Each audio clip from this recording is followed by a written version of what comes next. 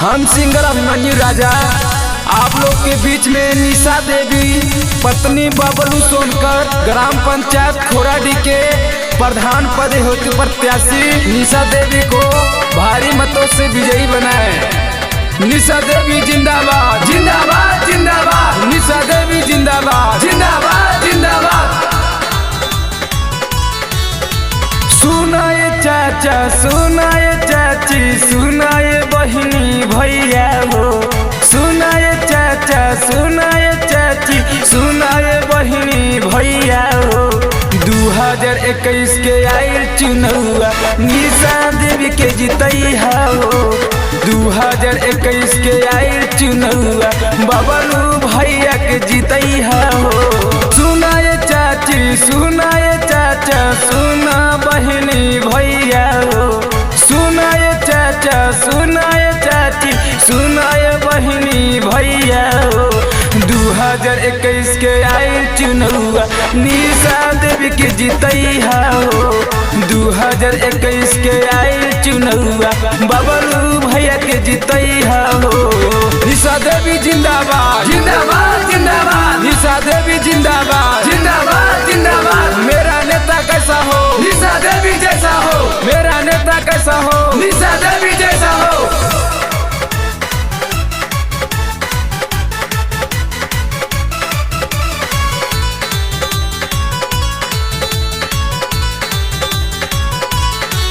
निशा देवी जैसन केहू नाही महान बा, सेवा करे खातिर बड़ी इह तैयार बा। ए भैया निशा देवी जैसन केहू नाही महान हो, सेवा करे खातिर बड़ी इह तैयार हो। खोराड के भगिया जागी बदली सब कर कमैया हो, खोराड के भगिया जागी बदली सब कर कमैया हो। 2021 के आई चुनौआ निशा देवी के जितैया हो। 2021 के आई चुनौआ निशा देवी के जितैया हो। क्यों पड़े हो चक्कर में कोई नहीं है टक्कर में, क्यों पड़े हो चक्कर में कोई नहीं है टक्कर में।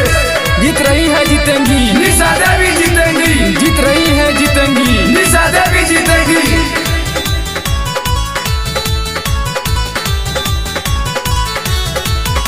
गौआ नगर में बा ए नहीं के हाला, घर घर आवास बनी दी है शौचालय।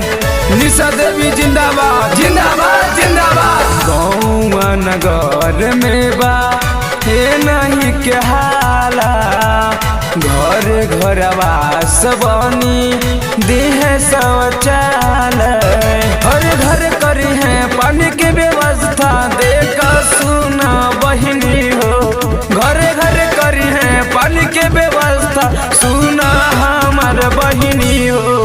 2021 के आई चुनौआ निशा देवी के जितैया हो। 2021 के आई चुनौआ बबलू भैया के जितैया हो। क्यों पड़े हो चक्कर में कोई नहीं है टक्कर में, क्यों पड़े हो चक्कर में कोई नहीं है टक्कर में। जीत रही है जीतेंगी निशा देवी जीतेंगी, जीत रही है जीतेंगी निशा देवी जीतेंगी।